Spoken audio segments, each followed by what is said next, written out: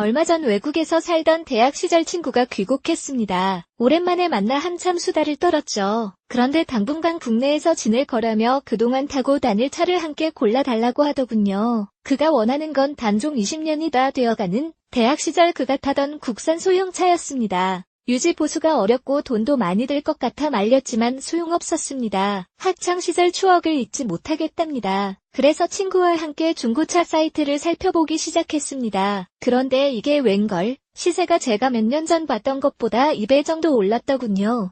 상태에 따라 천차만별인 게 중고차 값이긴 합니다만 사진으로 봐서는 그렇게 관리가 잘 된 것 같지도 않았습니다. 다른 중고차 사이트를 뒤져봐도 상황은 마찬가지. 해당 차종 동호회에서 알아보니 비교적 희귀 차종이라 최근 값이 올랐다고 합니다. 이제 국내에서도 오래된 차에 관심을 갖는 사람이 늘어나고 있는 걸까요? 예전과는 분위기가 조금 달라진 것 같기는 합니다만 아직 문화라는 말을 꺼낼 정도는 아닌 것 같습니다. 판매가 적었던 일부 차종에서만 찾아볼 수 있는 현상으로 보이기 때문입니다. 국내 올드카 문화는 왜?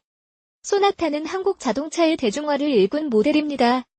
그런데 국내에선 왜 올드카 문화가 정착하지 못할까요? 오래된 차라고 다 올드카는 아닙니다. 이에 대한 구분법은 나중에 다뤄보도록 하겠습니다.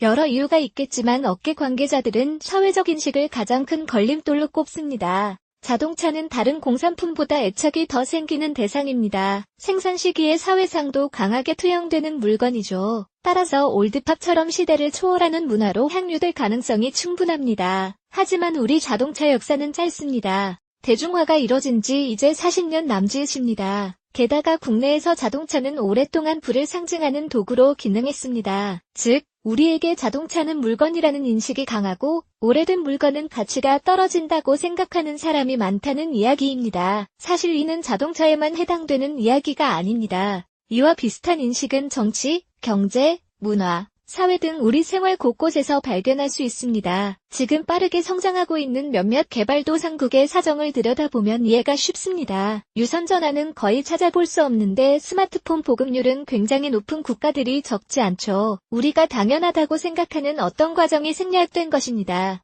우리나라는 급격한 성장으로 인해 기존 선진국들이 겪었던 몇몇 과정을 건너뛰었고 그로 인해 우리 나름의 사회적 가치관이 정립됐다고 볼 수 있겠습니다. 올드카 문화를 막는 제도들. 사회적 인식이 전부는 아닙니다. 현실적인 문제도 산적해 있습니다. 국내에선 올드카를 구입하는 것부터가 큰 난관이죠. 멀쩡해 보여서 문제없다고 해서 샀는데 속은 다 썩어 있어 고생만 하다가 포기하는 일이 적지 않습니다. 수리할 곳을 찾는 것도 쉽지 않습니다. 해당 브랜드의 서비스 센터나 대형 공업사는 낮은 수익성 때문에 기피하기 일쑤고 소규모 전문 수리점에서 작업을 진행하면 오래된 차의 특성상 차주가 직접 부품 수급 등을 도와야 하는 경우가 많습니다. 차를 좋아하는 사람이라면 이런 과정도 즐거움이겠지만 그렇지 않은 사람에겐 스트레스일 수 있죠. 중고차 시세표의 원조가 바로 켈리 블루북입니다. 각종 제도도 발목을 잡습니다. 우선 올드카는 자동차 보험의 혜택을 제대로 누리기 어렵습니다. 이에 대한 제대로 된 기준이 없기 때문입니다. 유명한 수입 올드카야 켈리 블루북, 미국 자동차 평가기관이 제공하는 시세에 맞춰 차량 수가를 정하지만 오래된 국산차는 고철 취급하는 경우가 많습니다. 차의 정확한 가치를 인정받지 못하면 자차 특약의 의미가 거의 없어지고 차대차 사고로 피해를 당했을 때 상대 보험사에게 제대로 된 보상을 받지 못하는 일도 생길 수 있습니다. 자동차 검사도 큰 문제입니다. 국내 자동차 검사는 검사 대상 차의 생산, 출고 연도와 관계없이 최신 기준을 적용하고 있습니다. 예를 들면 20년 전 유로 2 기준으로 생산된 차가 지금은 유로 6 기준을 통과해야 하는 겁니다. 자동차 관련 환경 기준은 나날이 엄격해지고 있습니다. 유민 글로벌 자동차 전문지 LT 모터 트렌드의 수석 에디터. 그래서 검사 기준이 바뀌는 시기에는 아직 보증 기간도 끝나지 않은 비교적 최근에 출고된 자동차가 불합격을 받는 일이 벌어지기도 합니다. 사정이 이러니 출고 30에서 40년이 지난 차가 검사를 한 번에 통과하는 건 거의 불가능에 가깝습니다.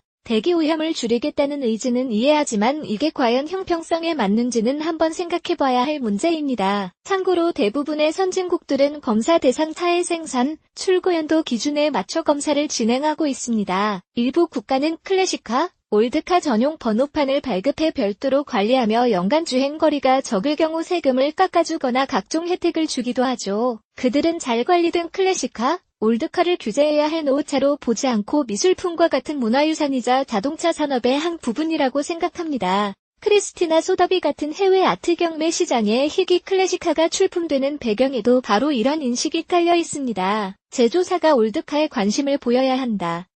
독일 슈투트가르트에 있는 메르세데스 벤츠 뮤지엄에는 그들이 쌓아온 역사가 가득합니다.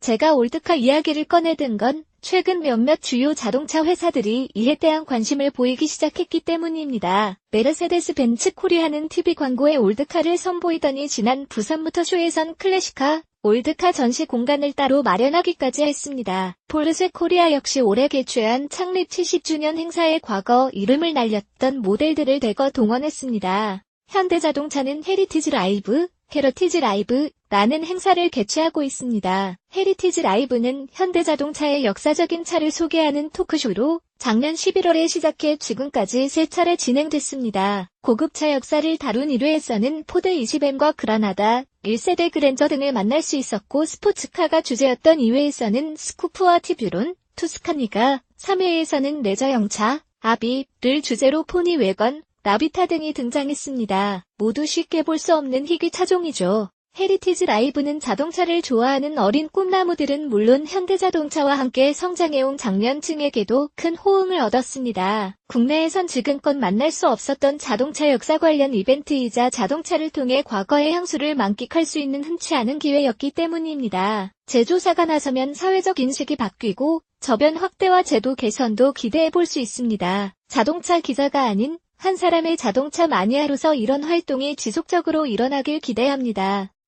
클래식카 경연대회인 페블비치 콩쿠르 델레강스, 페블비치 칸쿠어 디 엘러건스의 모습입니다. 우리에게도 이런 근사한 행사가 생기지 말라는 법은 없을 겁니다. 페블비치 칸쿠어 디 엘러건스. 사실 역사를 얘기하는 것만큼 브랜드 이미지 제고에 효과적인 방법은 없습니다. 유럽 자동차 회사들이 박물관이나 클래식카, 올드카 관리 조직인 클래식 센터를 운영하는 것도 수익보다는 브랜드 이미지를 위해서입니다. 헤리티지 라이브에 대한 반응이 좋았던 것은 우리 자동차 문화가 올드카를 논할 정도로 성숙했다는 의미로 해석할 수 있을 겁니다. 손주의 손을 잡고 온 어르신이 저 차가 할아버지가 젊었을 때 타던 차야라고 말할 수 있는 모델이 우리에게도 많아졌으니까요. 궁금한 것을 끝까지 파헤치는 집요함과 간결한 표현에 대한 집착을 바탕으로 심도 깊게 이해가 쉬운 콘텐츠를 만들기 위해 애쓰고 있다. 이 칼럼은 필자의 주관적인 견해이며 HMG 저널의 편집 방향과 다를 수 있습니다.